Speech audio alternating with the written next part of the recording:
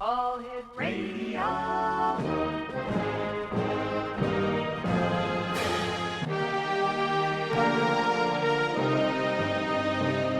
Welcome to the X Zone, a place where fact is fiction and fiction is reality.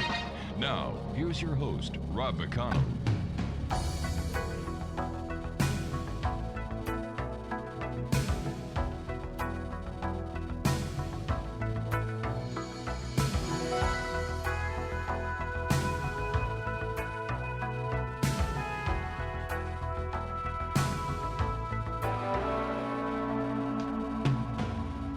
Swaying room as the music starts, strangers making the most of the dark.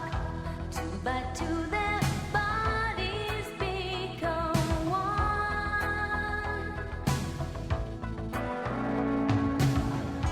I see you through the smoky air.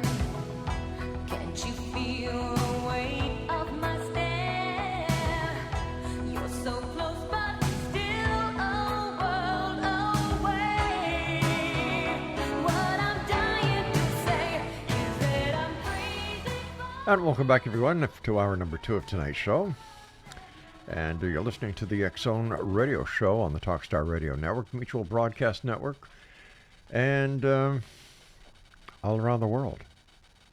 Fascinating when technology works, doesn't it? We were hit with a thunderstorm, knocked our systems out, and I often wonder what is going to happen in the future when there is an EVP that knocks out all G networks, and people don't have cell phones anymore. It's going to be disastrous. But that's for another show. My guest this hour is someone whose story will resonate with anyone who has ever faced loss, asked what lies beyond, or searched for the light in the darkest of places. PHILL Webster is his name, and PHILL is a British author, actor, and spiritual explorer whose profound journey through grief led him to a stunning spiritual awakening. Through his best-selling books, Letting Glow and Glowing Deeper, PHILL invites readers into his world of mediumship, past lives, synchronicity, and the continuation of consciousness beyond death. What began as a personal search for answers has become a passionate mission to help others reconnect with the eternal bonds of love, soul, and spirit. You can learn more about PHILL and his work by visiting his website at philwebster.com, and that's PHILLWEBSTER.com. Tonight we'll explore life after loss, spiritual connection, and the glowing truth about who and what we really are. Joining me from the other side of the Great Pond in the United Kingdom is PHILL Webster. And PHILL, thank you so much for your patience, and thank you so much for joining us tonight. Hey, well, nice to be back. Thank you for inviting me. PHILL, for those of you who, of our listening audience who is unfamiliar with your story, what life event catalyzed your spiritual awakening? Well, there was a major one. The loss of my mum. I'd had a couple of things along the way that I didn't really recognize as spiritual awakenings, I guess, if you could call them that. But yeah, there was definitely a catalyst what sent me down this rabbit hole. And that was losing my mum at the start of 2021. And it would just been through the whole COVID pandemic and all that kind of stuff. And I hadn't seen her for a while. And we would FaceTime every day. And on this particular day, I hadn't seen her for maybe a couple of months or something like that. And I was trying to do the right thing, trying to keep away through COVID and all the rest of it. Anyway, she answered the phone. And as she answered the phone, there was a man sort of leaning in the screen from the other side of it. And I saw him long enough that I could describe him. He had thin and grey hair, glasses, looked like he was in his mid to late 60s. And as she moved the phone, he went out of shot. And I said to my mum, I was like, well, who's that? I think we were in another lockdown at the time. There shouldn't have been anyone there. And she said, who's what? Which kind of threw me off because I'd just seen the guy. And I said, well, the guy who's in the house. And it was quite late at night. It was like 10:30 or something like that. She lived in a very rural place. And she said, no, there's no one here. And she just kind of dismissed me and started talking about her day. I interrupted her a couple of more times, and she was like, no, there's no one here. And I didn't want to freak her out. And it kind of threw me off because I was like, well, I believed her that there was no one there. I could always tell when there was someone there. She would put on like airs and graces and speak a lot posher, and I could never get a straight conversation out of her. She wasn't doing any of that. So I just kind of dismissed it. And we spoke for another 45 minutes or so. I went to bed that night. I was in London, by the way. She lived on a place called the Isle of Wight, which is about 3 hours away. And the next morning, I got a call that she had a heart attack and passed away. Well, first of all, my condolences on the loss of your mom, because that is so hard. Thank you. Yeah, it's, I mean, a lot of us have been through it, and you kind of, you expect that your parents are probably going to go before you. But even so, it's still, it's taken its toll. But, about 4 years on now, I'm kind of, moving on with life. But yeah, this next morning, through all of the grief and the shock and everything that comes with that, my mind kept going back to, well, what was that then?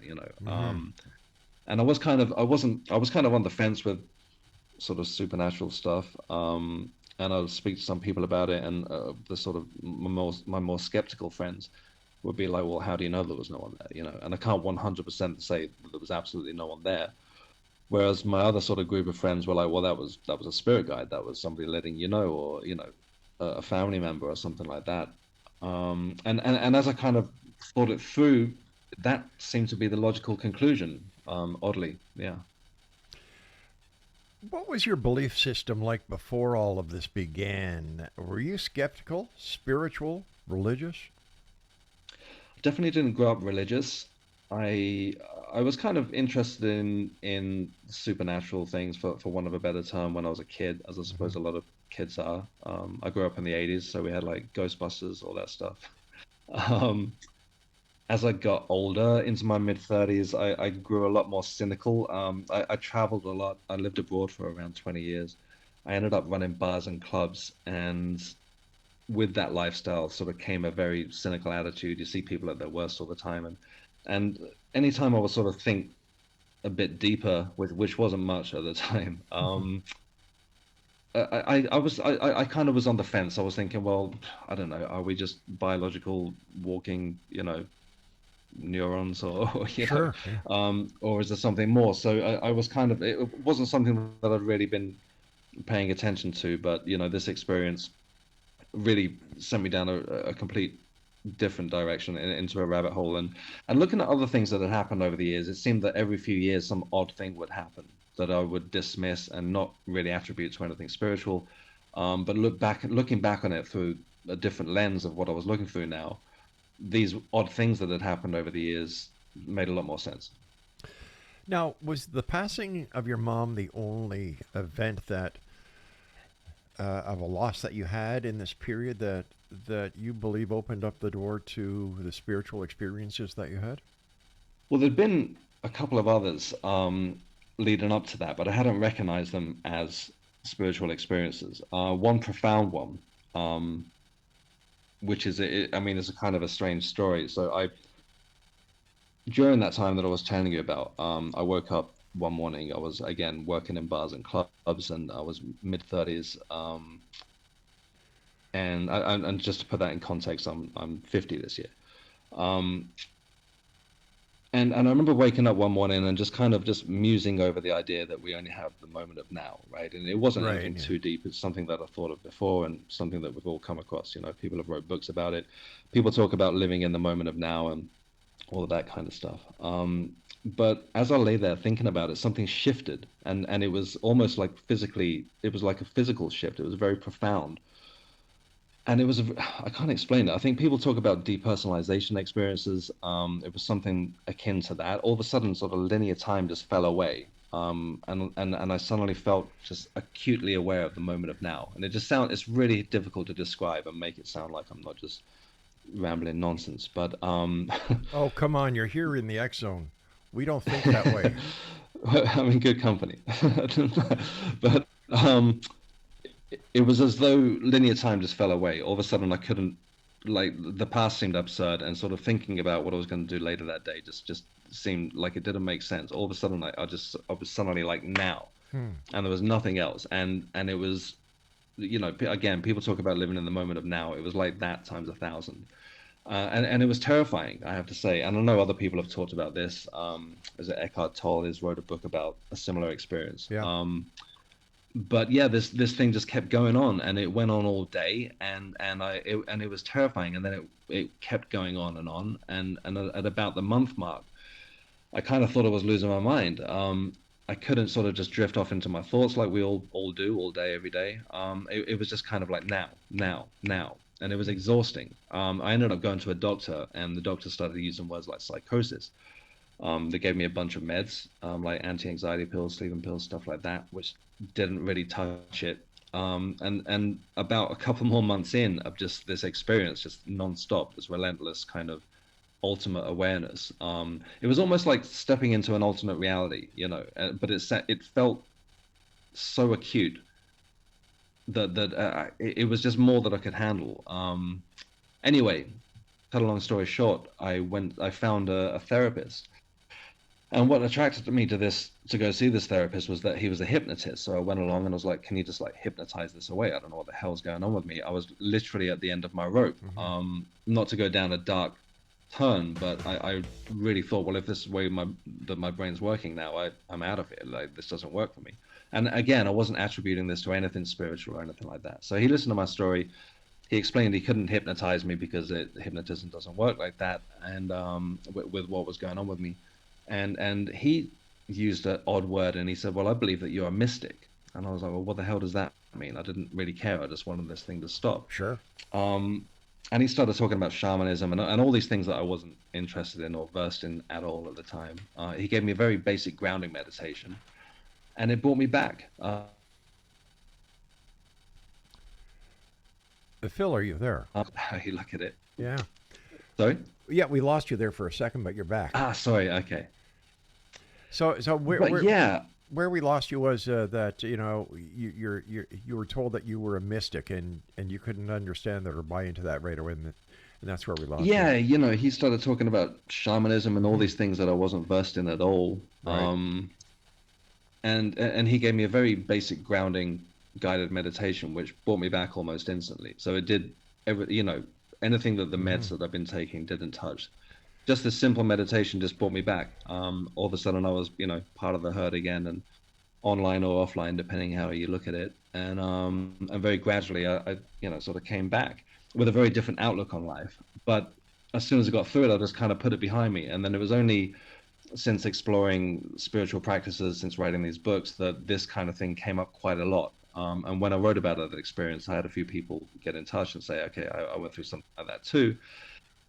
And it did resonate and seem to be in line with a lot of the ancient spiritual teachings, especially around shamanism, where somebody would kind of go to the edge of madness, and then that would be the medicine person that people would go to. And, All right, Phil, stand by. You and I have to take our first break. Exonation. Phil Webster is our very special guest, and his website is www.philwebster.com, and that's PHILL Webster.com. And we'll both be back on the other side of this break as we continue here in the X Zone from our broadcast center and studios in St. Catharines, Ontario, Canada, on the X Zone Broadcast Network, TalkStar Radio Network, and Mutual Broadcast Network. I'm Rob McConnell. Don't go away. Most of the dark, two by two their bodies become one.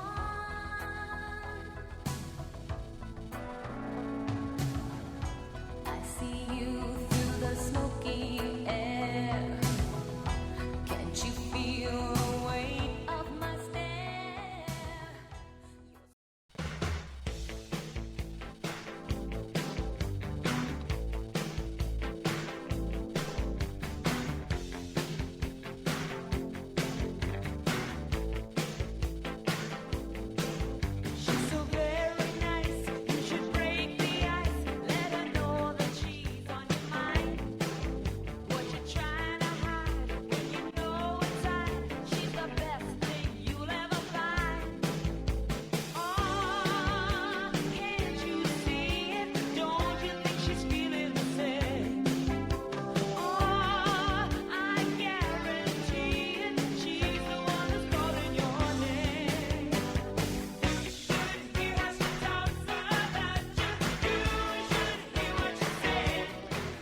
Welcome back, everyone. Phil Webster is my very special guest of this hour. www.philwebster.com. That's PHILL Webster.com.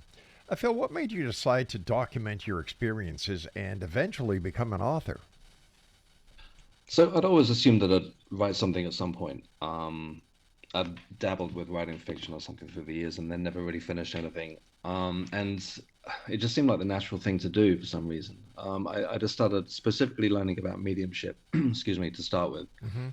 And I just thought I'd just document the journey in real time, really. So I kind of went into this, or into that arena, I should say, somewhat skeptical, despite obviously wanting to, hoping that I could hear from my mum, right? That was the catalyst of the whole thing. And just kind of wrote a lot about the whole experience along the way. And kind of the first book, Letting Glow, starts out somewhat on the fence. And by the time it's finished, I'd had so many experiences, amazing experiences through learning about mediumship, that I was like, okay, this is a real thing. And then by the time I finished writing the first book, I'd learned so much that I had another book in me. So I just went ahead and wrote the second one. You say that your awakening wasn't just emotional, but multidimensional. Can you explain that? I wish I could. That seems to be something that I often come back to, especially the whole moment of now thing. As much as people are often interested in mediumship and life after death and all that, and I feel that that's really what attracted me to everything. But beyond that, I just keep coming back to this experience that I'd had, and it sort of ties in, when you're meditating and you're getting in touch with spirit guides and all this kind of stuff. Being able to be really present is really key. And I feel that I had a very unique experience that I was telling you about earlier. And I think that's it. Not to go too out there, but I feel that the likelihood that we're experiencing ultimate reality, right, that we're aware of actual truth, is probably like zero. And I really feel that there's more, how can I put it, information in the conscious moment of now, like in the exact moment, than there is in, thinking about the past or worrying about the future. And we rarely experience this. And, it's not our fault. Obviously, we're physical beings. We have to go about our business. We have to pay the bills. You can't, set a new TV up with intuition or whatever. Exactly, we've got to live in the practical. But I feel that there is, just peeling back a couple of layers and even just looking at time, and this thing that we deal with all day long, trying to explain that is nuts, right? It's something beyond what we can comprehend. So I feel, that we are living on multi dimensions at the whole time, but we've just kind of got used to the practical side. How did mediumship become a part of your life, a big part of your life? And how did you know it just wasn't your imagination? That's a good question, and that's a lot of things that people that start learning about mediumship have to. That's kind of one of the first hurdles, to trust that what you get is not just yourself making it up. After losing my mum and kind of I read a book by a lady called Claire Broad, who's since gone on to be my teacher. She's still my teacher. And it was kind of an interesting story because I just picked this book up. I didn't know where Claire was from. She could have been in the UK. She could have been in the States or wherever. And the first story in her book of how she became a medium took place across the street from where I was living at the time, which was kind of like a wild coincidence. She'd had this experience in a cemetery as a little girl. I could literally look out of my window and see the cemetery she was talking about in this book, which at the time I thought, well, that's a weird coincidence. And since then there've been a lot. But yeah, she was really sort of my introduction to mediumship, and I went along to a spiritualist church, the kind of 10 a penny around here. Didn't know that they existed. But essentially every week there's a medium giving a demonstration of mediumship, usually on a Sunday, and you can just show up and the medium will go around the congregation and be like, okay, well, I've got a gentleman that looks like this, might be your grandfather, etc., doing what mediums do. And very quickly, on the first time that I went to one of these places, I got a message from my mum. And what really was another kind of catalyst for me was that the medium, she had a very strong London accent, and her accent changed. She started speaking with a northern accent, which was what my mum had. and it was essentially my mum's voice coming out of her. Oh my and gosh. and that was, to me, was just, the game changer. That was like, oh, okay, this stuff's real. Yeah. How did you feel? Like here's your mom communicating through this person in her voice from the other side. Yeah. Yeah, I mean, that was really it. But like, oddly, despite learning about all this stuff, and this was probably about 2 or 3 months after my mum had passed, and I'd been reading these books, and I think I'd met Claire, who I mentioned, who wrote the book. I'd gone to a workshop of hers or something like that. But for some reason, I was still really skeptical about this stuff, and I still am, to be honest with you. Like, even I've like experienced like amazing things, but I'm still like, after a bit of time's gone by, I'm still like, really? Did that really happen? I Yeah. can't help it. But yeah, going back to that experience, I mean, that was just, I mean, it was literally life changing. That this person, I just walked into that place. Nobody knew I was going there. I'd never met this lady before who was giving the demonstration of mediumship. And there was no way that she knew anything to do with my story. And just the fact that her whole accent changed. That was just, yeah, life changing. How do you connect with the other side? Does it take you a long time? Or how do those on the other side know that you, Phil Webster, are trying to communicate with them? How does it work? I believe that they're always around us on some sort of frequency, and I think that some of us are more. I think that we're all attuned to it, but some of us are. A lot of people use this example of somebody being able to draw better than somebody else, or someone can play guitar better than someone else. And that some of us seem to have this kind of antenna or Wi-Fi signal that seems to be stronger than it is in others. And I feel that, you can tune in. And I think really meditation is the key, to just be able to sit back in silence. And one of the things that I often talk about is being able to step back from your thoughts, and especially meditation. And this is just beneficial across the board, whether you're interested in mediumship or not. I believe if you can just take a moment with yourself through the day and be able to step back from your thoughts and recognize that you're not your thoughts, that you're observing your thoughts, right? That you don't have to react to all this jumbled stuff that's just constantly coming at you. But anyway, when you learn to distinguish the difference between that, then I believe that opens up the space in between, where you recognize when something new comes in, and you realize that that's not you. That's not you observing. That's not whatever's going on over here, thinking about the dishes or going to work or whatever it is. But there's a space in between where something else comes in, and then you start to recognize that that's a different voice. How it works, I know how to make it work. How it works, I have no idea.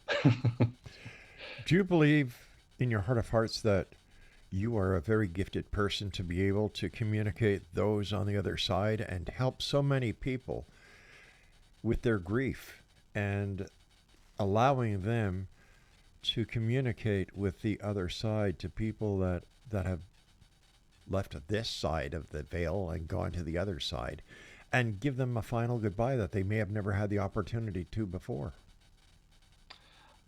I mean, for me personally, grieving and missing my mum, that was beyond anything that I could have. It was, again, it was life changing. Yeah.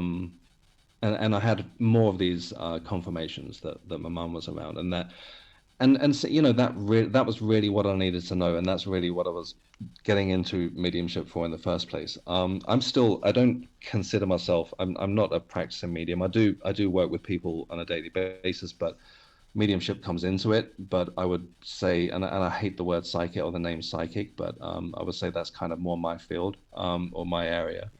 Aspects of mediumship do come into it. There's definitely, way better mediums than me out there, despite writing these 2 books on it. But I feel that it is hugely beneficial. I don't think that any of us are sort of, people that, I mean, there are some amazing mediums out there. I don't consider myself one of them. But yeah, just writing the first book, my thoughts were, if this could help somebody that's going through a spiritual awakening, or has just lost somebody, and then this makes sense to them, then that's like the best thing that could come from it. I'd like to just agree with you on something, Phil.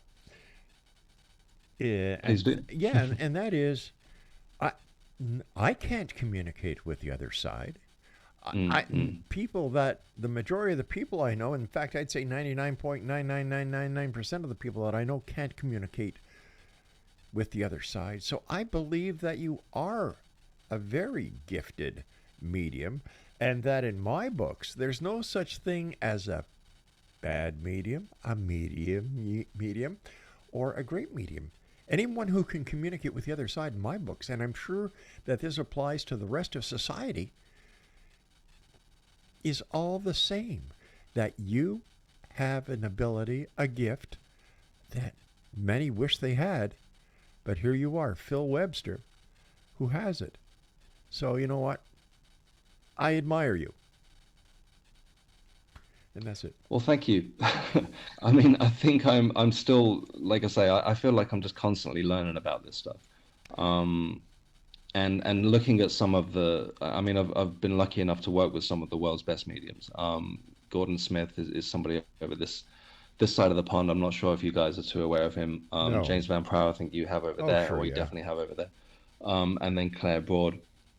So watching those people in action, you know, that I'm right at the beginning of this journey. And again, I feel that we all do have the ability to explore this to varying degrees of success. And some people are going to excel at it, and others it'll be more of a struggle. But I feel that we can all do it. It's just we're just wrapped up in, you know, concentrating on the practicalities of life, which we have to. Again, you know, we're in this. That's what this thing is. But yeah, I feel that we all have the ability to do it. I disagree. There are some mediums that walk around saying that they were born with it, Right, and it's a gift, and they're sort of exceptional. But I feel that we can all do it. But you know, it takes some time.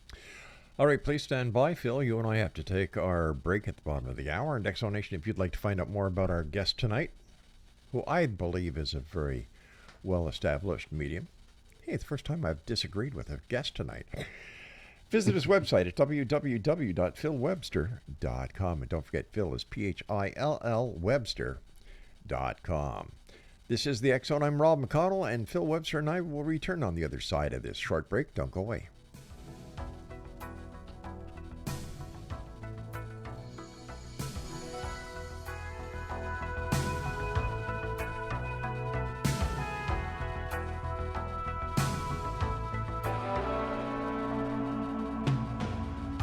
Playing room as the music starts. Strangers making the most of the dark. Two by two, their bodies become one. I see you through the smoky air. Can't you feel the weight of my stare?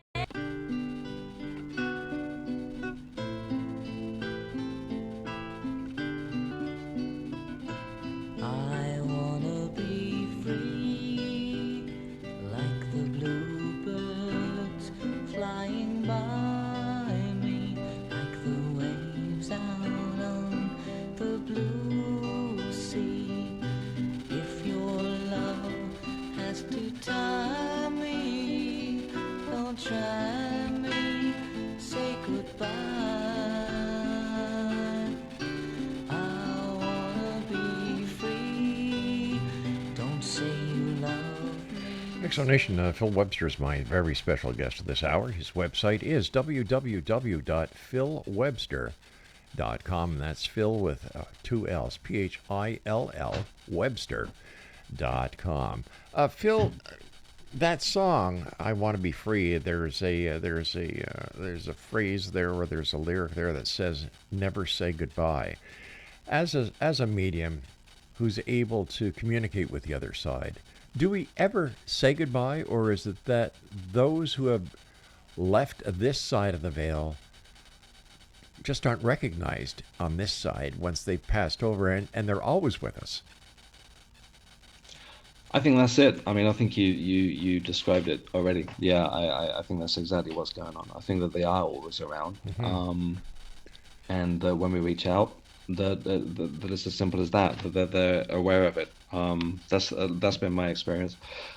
And in that first year after losing my mum, you know, I was desperate to have those experiences, and yeah, I definitely got some quite strong affirmations that she was there, and not just through a sense of just feeling that the person's around, and I think that that's a thing, absolutely. If we feel the ones that we've lost around us, but yeah, when you really do start exploring this, then the signs do become very apparent. Yeah. Would you say that based on the conversations that you have had on the other side, that we should fear death, or is it that we just totally misunderstand what death is? Yeah, again, I think that for whatever reason it is that we don't understand what it is. That being said, again, some of those mediums that I mentioned earlier, I talked to Claire about Mm-hmm. it, and she's quite certain of what's going on over there. I'm still learning about this stuff.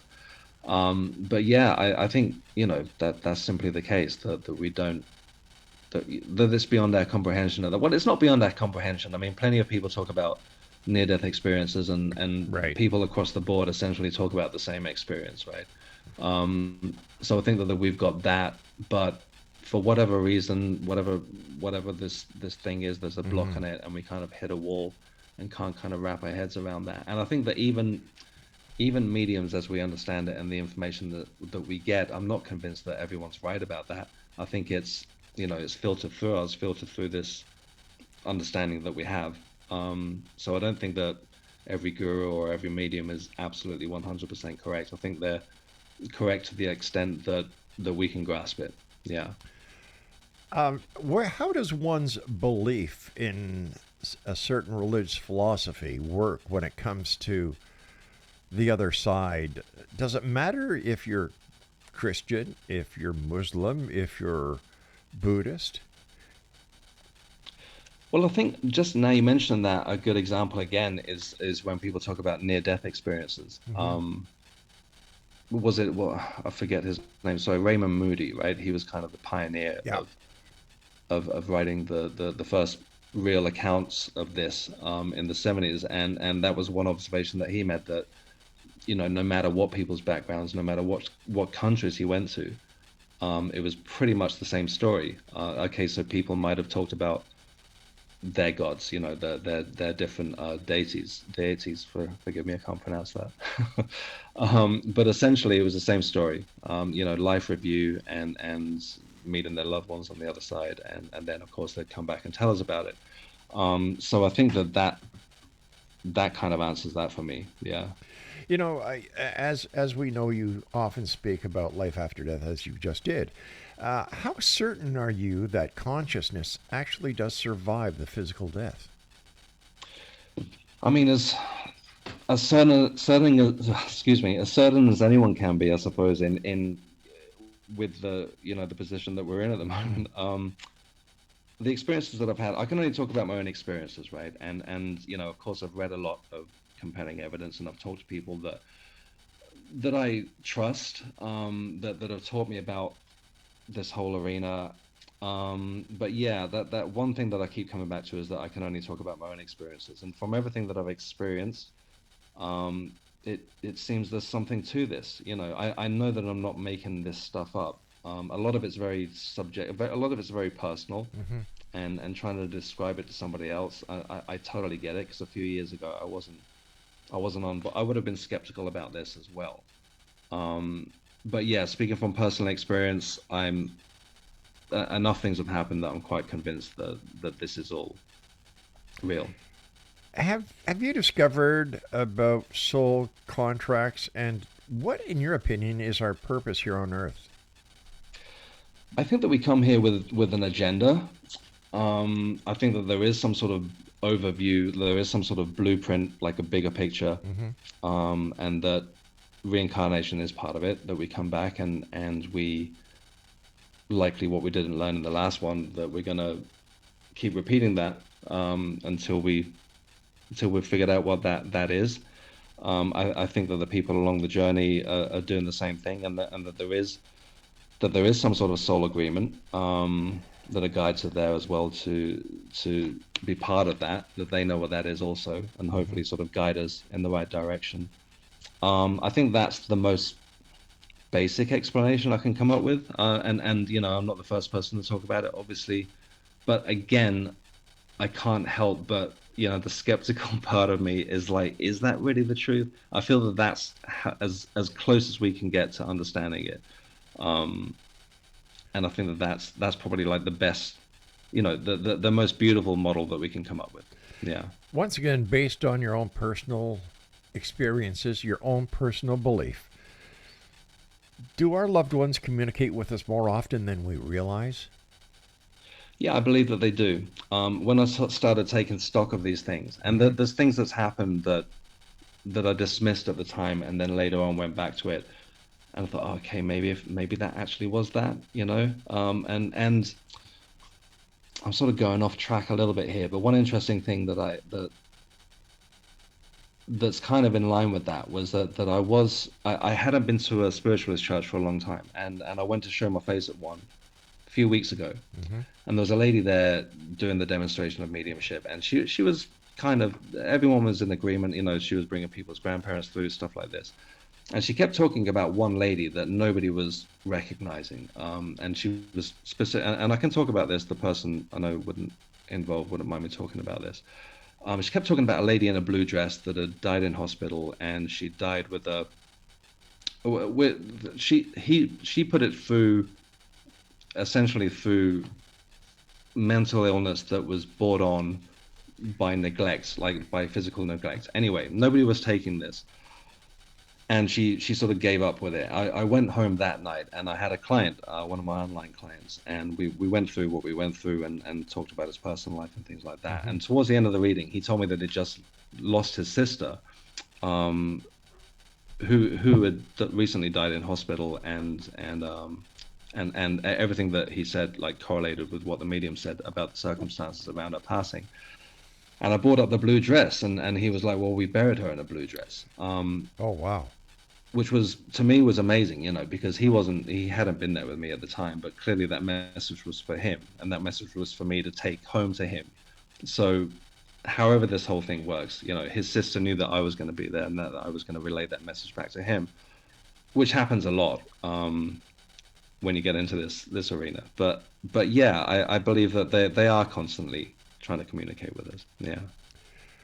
Yeah. What's the most incredible personal validation you've ever received from spirit besides the one that you described to us earlier? I've had a lot. In the early days when I was learning about mediumship, I was trying to do all the right things. I was meditating every day. I was reading all the books I was supposed to read, you know, learning from these amazing teachers, and I felt like I'd hit a wall. And there was one particular night, although I was really missing my mum, I was at her house, and I'd gone for a walk that evening, and I maybe had a bottle of wine or something like that. I was really upset. I was sitting on the beach. I was crying, and I was just kind of asking. I was like, okay, so if this is a real thing, if I've got spirit guides around me and all this stuff, what's the big secret? Why I'm doing everything right? I'm meditating. I'm doing everything by the book that I can to sort of get more validation. And I had validation already, but I needed more. And I was sitting on the beach, and I was sitting next to a cafe that was shut up for the winter, and it had like a board on outside, like a chalkboard, right? And as I was sitting there and I was upset and I was looking around and I was like, just give me some sort of sign. I looked at this board, and I mean, this doesn't sound believable even when I say it, but my name was wrote on there in chalk, PHILL. And all around it, it said hi, as in, you know, the greeting as in hello, like hi. And it said it all over. And it said PHILL, hi, everywhere. And just at the second that I'd been like, okay, I need something. I need a sign, right? And you know, there it was, a literal sign. Now, I don't believe that some piece of chalk magically wrote my name in that moment. Maybe somebody had wrote it earlier that day, but I'd been taken to that spot where I'd get that validation. That was a pretty crazy one for me. That seems rather incredible, and I would certainly take it as a sign. Yeah, I mean, I took a photo of it. Ah, good. But, you know, again, learning about mediumship, sitting with, like, sort of practicing with clients, and then telling them things that I know I absolutely didn't know. I mean, those things have been quite, you know, I've known there's no way that I could have come up with those things, and they've come through however they come through. And to have people say, yeah, I know who you're talking about, that's kind of amazing. Phil, have you ever been afraid of what you've experienced or encountered in your spiritual journey? I haven't. So one of my teachers, again, going back to Claire, I've talked to her at length about this, and she's of the opinion that I'm possibly naive about it. I'm not scared of that. If we're talking that we're all consciousness or spirits or whatever however you want to describe it, then I'm already that, right? So why would I be afraid of that? Just because especially if I can't see it, right? You know what I mean? I don't believe in the devil. I don't believe in hell or demons or anything like that. I mean, I think that there is definitely negative energy, and that absolutely people bring that, and you can feel that. If you walk into a room where someone's had an argument or any of those kind of cliches. But I feel that as long as you go in with the right intention, I think that we get back what we put out, right? So if you're going in there with good intention, you're going to bring good intention. Yeah. You mention synchronicities quite often. What's one that stood out as a turning point in your life? Synchronicities. Yeah. I think meeting Claire, picking up that book. She could have been from anywhere in the world, and then her, the first story in her book took place across the street from where I live, and then meeting her, and she essentially lived down the road. She's become a very good friend, a teacher. She's really been massively part of this journey for me. So just the coincidence around that. She could have been Australian. She could have been in Canada. Okay, stand by for a sec. I've got to take a break. I was so involved in your story that I missed my producer's cue. So we'll be back on the other side of this break. Whatever you do, don't go away.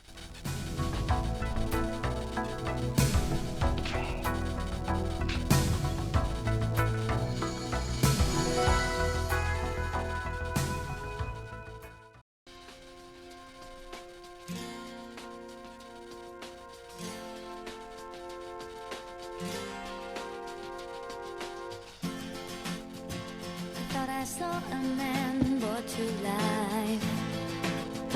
He was warm, he came around like he was dignified. He showed me what it was to cry. Well, you couldn't be that man I adored. You don't seem to know, seem to care what your heart is for. Well, I don't know him anymore. There's nothing where he used to lie. Conversation has run dry. That's what's going on. Nothing's fine, I'm torn. I'm all out of faith. Welcome back, everyone. This is the X-Zone. I'm Rob McConnell. We're coming to you from our broadcast center and studios in St. Catharines, Ontario, Canada, and on the Talkstar Radio Network, Mutual Broadcast Network, and X-Zone Broadcast Network. Our guest this hour is Phil Webster. PHILL Webster.com is the website address. And, one of the questions that I've heard from people who are mediums and who are psychics is something called a grief hallucination.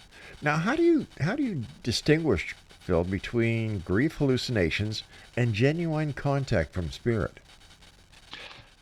That's a term I've never heard before, funnily enough. I can only assume that it's, along the lines of grieving so badly that you see what you want to see and you hear what you want to hear. And I suppose that's a big argument, especially from skeptics, that of course if you're looking for something, then you're going to find it, right? So if you're looking for white feathers every day, then you're going to see a white feather, right? And those are a pretty common one. I'm not convinced that every white feather that I see when I walk down the street is a sign from my mum, right? Who knows what's been happening. But I mean, I can understand the argument with that. I've definitely had a lot of experience, a lot of signs for that could be or could not be, and I think that if you choose to take it as, if it comforts you, then why not? What's wrong with that? If a song comes on the radio and that was your partner's favorite song, or whoever it is that you've lost, and you get some comfort out of that, then I think, why not?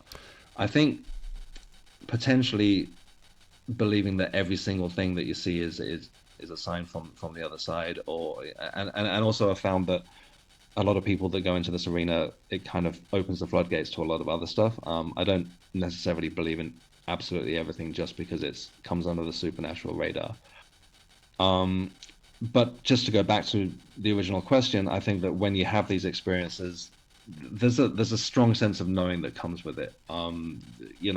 Like I've had experiences before where, like I've had a physical sensation like go through me as I've had this experience, and it's undoubtedly something beyond whatever's going on here. And I've had that shared with somebody else as well. I wrote about it in my second book. So I feel that when we really do have these like actual valid, legit signs, there's no question about it. Yeah.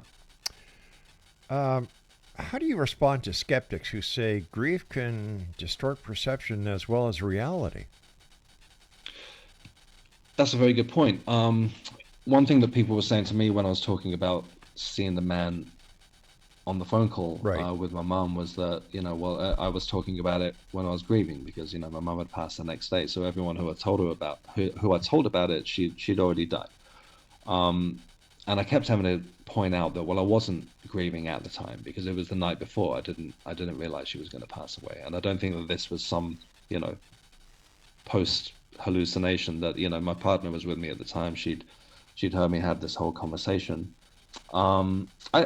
I've no doubt that it's a real thing, and that wanting to know that my mum was okay really sent me down this rabbit hole of mediumship. So I can understand the argument that I was searching for that validation, and that's what I wanted to get, and I did get that. Again, personally, I can't help but have this kind of eternal skeptic in me. So I know that I just don't buy into absolutely everything. Yeah, it's a trick. That's a good question. It's a good question. I'm not quite sure how to answer it. I don't think that absolutely everything is definitely a sign, or if you get comfort from it, then why not?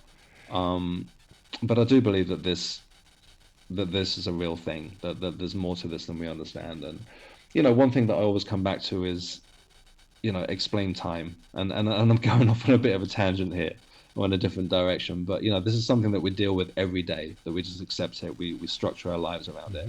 But sit down and tell me what it is, right? And I think we just get used to stuff, and we just accept it as reality. And the more I've tuned in to this new way of looking at things, the more it's becoming my way of reality. And it doesn't really, I don't see it as that supernatural anymore. Yeah. Sorry, I went off topic there.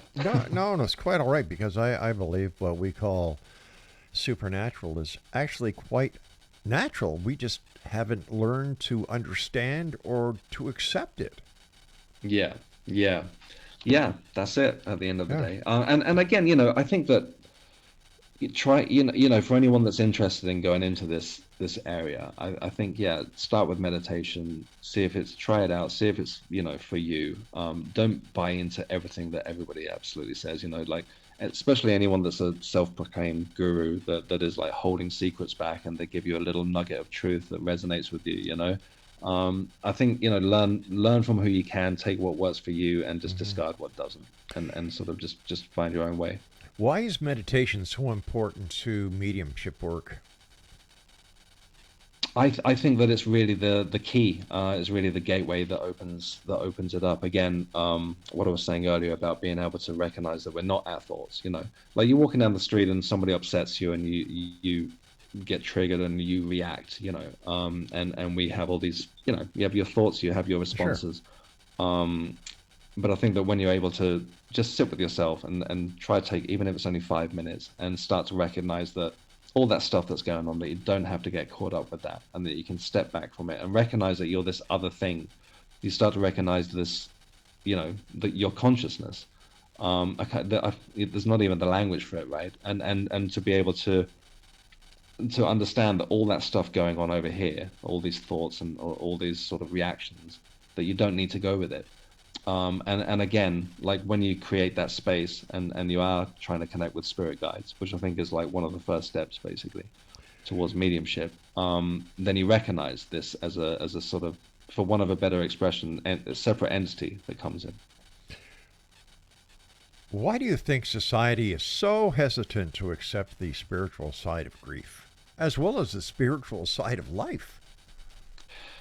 That I don't know. And I also think that part of that is, when death shows up, whether it's thinking about our own mortality or when we lose someone, I was really struck by how we all accept it, but we're not prepared for it, and because we don't talk about it and we don't deal with it.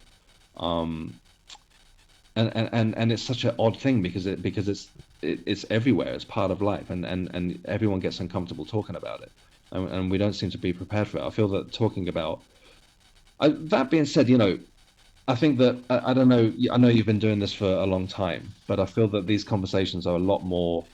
They're not dismissed as much as they were back in the day. When I was talking about this maybe 30 years ago or something like that, it was probably dismissed as. I suppose it's location dependent as well, but for the most part, I think people are more open to this kind of talking and this way of thinking now than they have been before.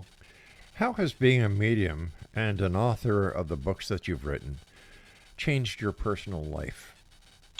Completely. It's taken me in a completely different direction to where I thought I was going. I was, tentatively calling myself an actor. I wasn't under any illusions about it. I was paying the bills with it, and that was fine for me. I got into it quite late, in my 40s.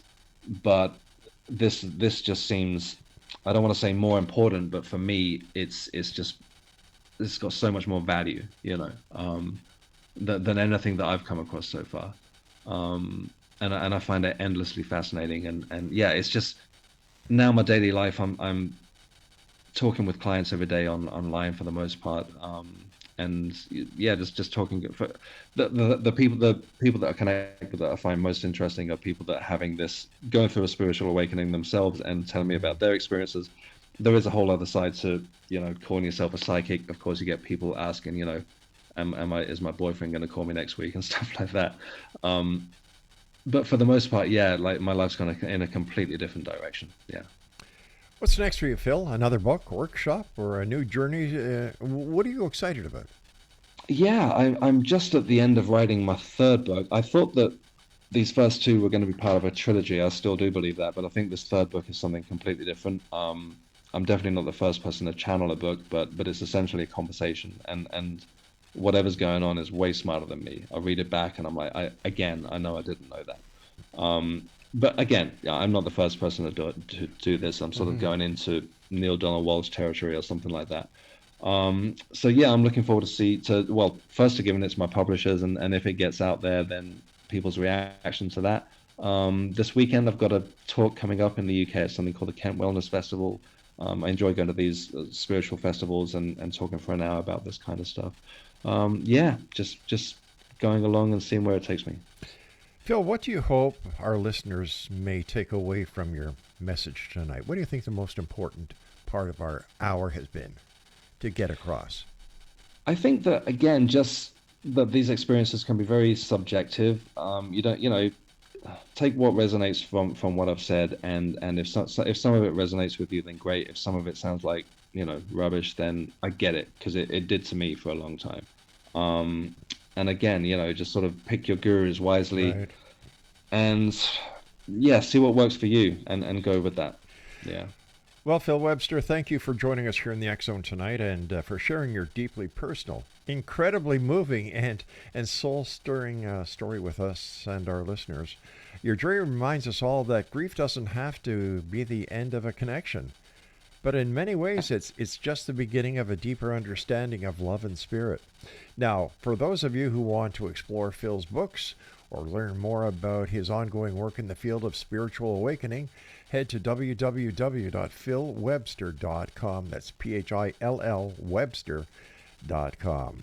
And to all of you in the X Zone Nation, remember, sometimes the light we're looking for isn't out there.